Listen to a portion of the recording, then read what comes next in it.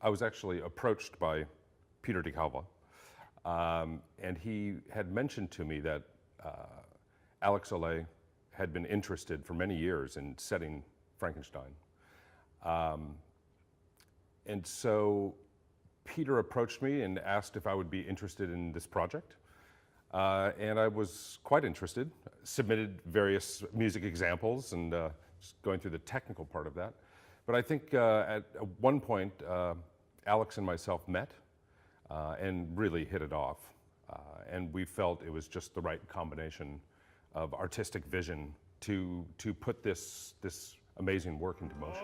Taking in life as if uninvited.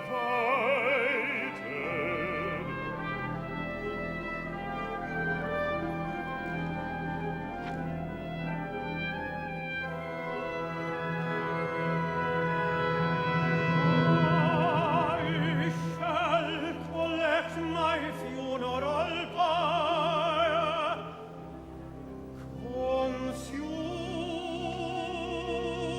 to ashes. One of the first discussions Àlex and I had was he really wanted to set Frankenstein in the future of now, essentially 400 years from the publication of the novel, so 200 years from now. And that immediately fascinated me because I had not read the Frankenstein novel in decades, probably since I was a child. Most of our understandings and kind of how we visualize the Frankenstein stories through the 1931 Hollywood kind of adaptation of the novel, where that stereotype is so strong. And I believe that's created the difficulty for this work, just having been never really set as a full opera, I think, on the larger stage. And there are a lot of traps you can fall into. So setting it in the future actually allows us to wipe all of that kind of past stereotype idea out and to explore really what the novel is about. And yeah, of course, it being written, in the Victorian age, it was that time of science and its revolution. And so this story is really about the exploration of the human mind, of the human body. And Mary Shelley uses these metaphors to navigate through how the mind and the body are really connected within society and with ourselves, how people view other people. Like, the reason really this creature is so horrific looking is society essentially outcasts it. And Mary Shelley, she, when 10 days after she was born, approximately, her mother died. So she never knew her mother. Her mother was quite famous, having written profound feminist writings. So she found herself, idealizing her mother, but not really ever knowing her. And I can only imagine the guilt she must have felt from that, feeling that because of that birth, because of her birth, was the ultimate death of her mother. And I believe the Frankenstein story is really about that connection.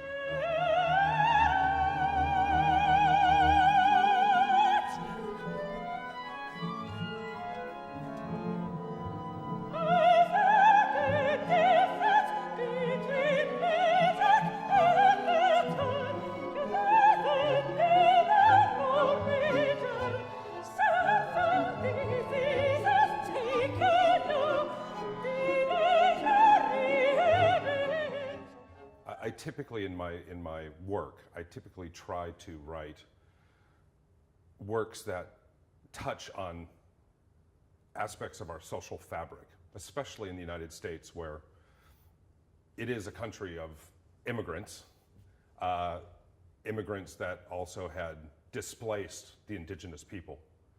And they're still trying to figure all of that out, of course. But with that, what comes with that ingenuity comes responsibility. And so with the Frankenstein story, we find really, you see where we are today with technology, and the human genome is essentially like a commodity on the stock market now. We're seeing the human genome being bought and sold, modified, manipulated, spliced, and then rebirthed. And so with these very profound issues that are ethical issues that are happening now, I feel this work is hitting right on that pinpoint, and really what brought me to want to write this work.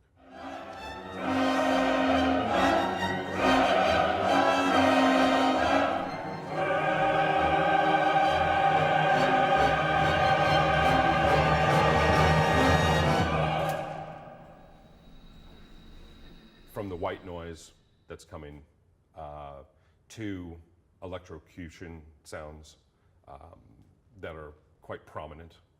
There will be, from what I can imagine, from Alex's stage design and setting, and Alphonse's set design, there will be video that portrays some of these elements. And so it might be kind of film-esque at times, where there are things you cannot do in a movie theater, with a modern day Frankenstein film. It's something that can really only be done on the theatrical stage, where you have the three-dimensional visual as well as the three-dimensional audio. Felix! Felix! Felix! What have you done?